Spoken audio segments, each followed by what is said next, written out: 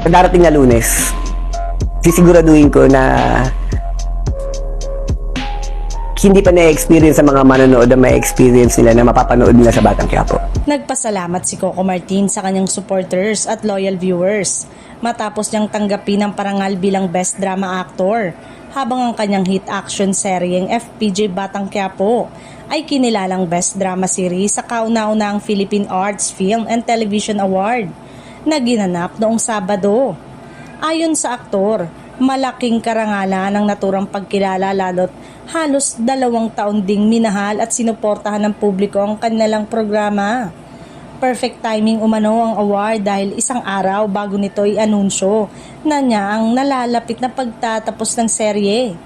Aminado si Coco na may halong lungkot na ang atmosphere sa set dahil papalapit na ang finale. Ngunit mas doble naman ang kanilang pagsisikap upang maihatid ang isang makapigil hiningang pagtatapos.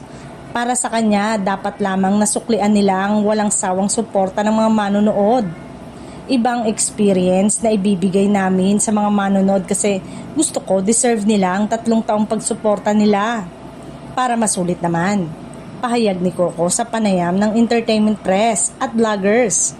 Tiniyak niyang magiging puno ng aksyon at emosyon ang huling 3 linggo ng serye.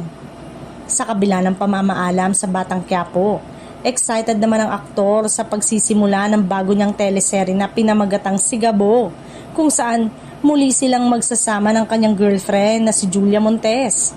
Dagdag pa niya, mas magaan at mas pampamilya ang atake ng kanilang bagong proyekto kumpara sa matinding aksyon ng Batang Quiapo.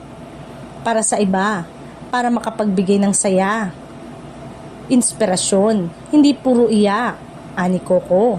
Ayon pa sa kanya, bagamat mas light ang tema, hindi pa rin mawawala ang aksyon para sa mga tatay at lolo. Ibinahagi rin ng aktor na siya mismo ang lumikha ng konsepto ng Sigabo.